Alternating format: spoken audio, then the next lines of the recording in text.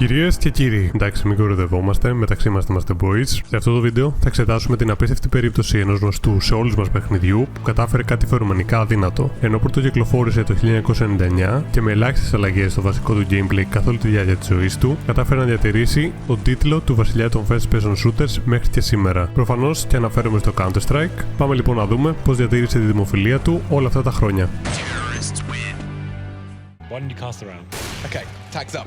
One. He's gonna get. Oh! I'm starting to believe as well, Henry, because he's got to take and play. Oh, fallen! Stop blowing my mind!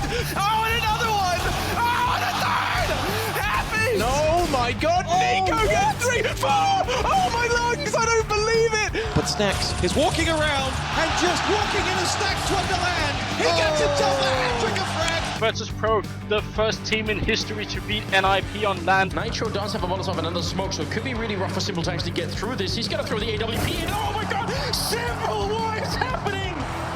Για να κατανοήσουμε γιατί το Counter-Strike παραμένει ζωντανό και ίσως πιο δημοφιλές από ποτέ, πρέπει πρώτα να επιστρέψουμε στις ρίζες του. Γεννημένο ως mod για το Half-Life και υιοθετημένο επίσημα λίγο αργότερα από την ίδια τη Valve, το Counter-Strike σύντομα κέρδισε τις καρδιές των παικτών με το μεταδοτικό και άκρο σωματικό του gameplay. Το concept του ήταν εξαιρετικά απλό. Οι παίκτες χωρίζονται σε δύο ομάδες, τρομοκράτες-αντιτρομοκράτες, όπου σε κάθε γύρο σκοπός των πρώτων είναι να τοποθετήσουν τη βόμβα εντός ενός συγκεκριμένου χρονικού περιθωρίου σε μία από τις δύο ειδικές τοποθεσίες του κάθε χάρτη, και το δεύτερον να τους αποτρέψουν. Αν σκάσει αυτή η βόμβα, κερδίζουν το γύρο οι τρομοκράτες, και αν την απενεργοποιήσουν, κερδίζουν οι αντιτρομοκράτες. Ενώ δεν έχει προλάβει να τοποθετηθεί καν και πεθάνουν όλα τα μέλη μιας ομάδας, τότε κερδίζει η αναπομείνουσα. Ο κύριος πόλος έλξης του, ανέκαθεν, ήταν τα βασικά του εύκολα στην κατανόηση, αλλά δύσκολα στην τηλεοποίηση, mechanics. Είναι ένα παιχνίδι που απαιτεί συνεργασία, ακρίβεια και στρατηγική όπως κανένα άλλο. Η αδρεναλίνη από ένα οριακό diffuse ή την εξάλληψη της αντίπαλης ομάδας είναι ένα αίσθημα που σε κάνει να θέλεις να επιστρέψεις για περισσότερο. Παράλληλα, εκδόσεις όπως το 1,6 και το Condition Zero άνοιξαν τον δρόμο για αυτό που θα ακολουθούσε. Όμως, εκτός από το ίδιο το παιχνίδι, ίσως το σημαντικότερο ρόλο τον έπαιξε η κοινότητα του Counter-Strike, φτιάχνοντας δικούς της χάρτες και mods, με αποτέλεσμα να κρατήσει το παιχνίδι φρέσκο για χρόνια. Προφανώς υπάρχει και η e-sports σκηνή του, όπου οι καλύτεροι παίκτες από όλο τον κόσμο ανταγωνίζονταν για χρηματικά έπαθλα, προσφέροντας ένα υπερθέαμα ικανότητας. Και τότε, το 2012, κυκλοφόρησε το Global Offensive.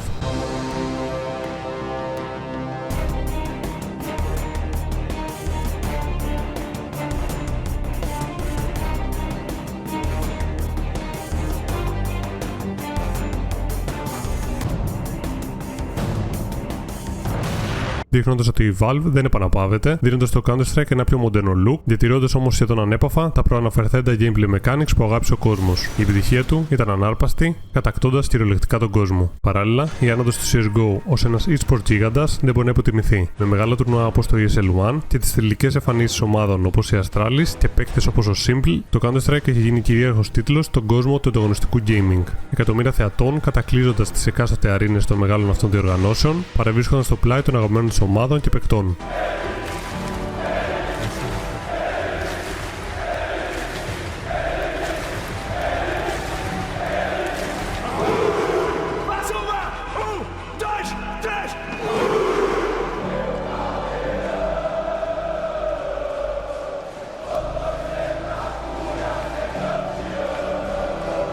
This is the selling point. This is why you have to go to esports events in the future. This is why you've got to come and experience the energy that's in this stadium. It's electrifying. Επίσης, η έλευση του streaming και της δημιουργίας περιεχομένου έπαιξε ένα σημαντικό ρόλο. Ταλαντούχοι streamers και YouTubers όχι μόνο κράτησαν το παιχνίδι στο προσκήνιο, αλλά το παρουσίασαν και σε μια νέα γενιά παικτών. Το Counter-Strike ξεπέρασε τα όρια ενός απλού video game, έγινε πλέον ένα πολιτισμικό φαινόμενο. Το CS ενώσε τους gamers από κάθε γωνιά του πλανήτη μέσω του κοινού τους πάθους για το παιχνίδι. Green, what's your problem, Green? What is your problem? Missile alone ramp. Missile alone ramp.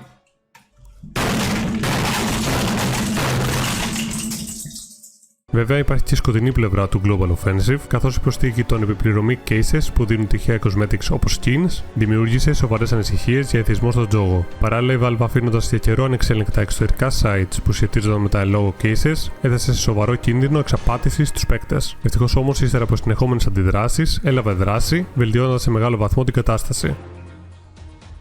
Φτάσαμε λοιπόν στο σήμερα, όπου μόλις κυκλοφόρησε επίσημα και δωρεάν το Counter-Strike 2.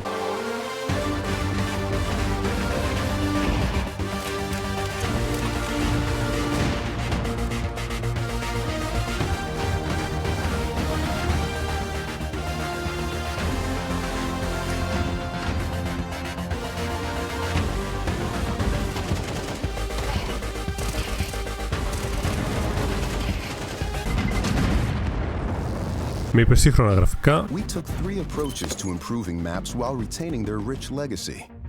First, there are touchstone maps. Classic maps with solid foundations that players can use to evaluate gameplay changes from CS:GO to Counter-Strike 2. These have improvements to lighting and character read, but otherwise haven't been changed. Next, we have upgrades. These are maps that use new Source 2 lighting, including a physically based rendering system that produces realistic materials, lighting, and reflections. And finally, overhauls. The oldest maps have been fully rebuilt from the ground up, leveraging all of the Source 2 tools and rendering features. Πληθώρα από quality of life αλλαγές και περαιτέρω βελτιώσεις στα βασικά mechanics, διατηρώντας πάντα σταθερή την αρχική του ταυτότητα. With Counter-Strike 2's new game engine, we've evolved smokes and made them dynamic. Smoke grenades now create volumetric 3D objects that live in the world. Now, not only do all players see the same smoke regardless of position, but the smoke can interact with the environment in an interesting way. It reacts to lighting, grows to fill spaces naturally. The shape of the smoke cloud can be pushed and carved by bullets and grenades. Όμως.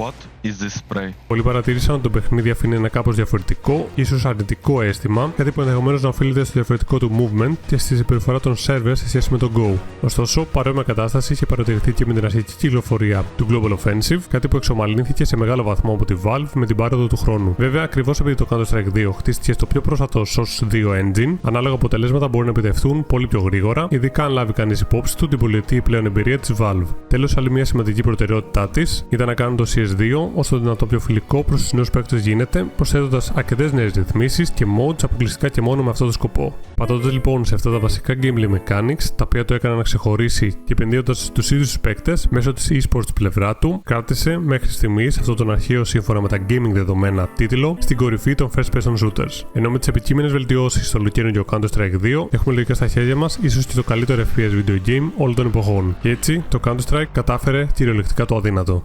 All the players here, they committed their entire lives to be here this week and be the best version of themselves, because this is a feeling that nobody can give you. You have to fight for it, you have to earn it, and you have to make sacrifices.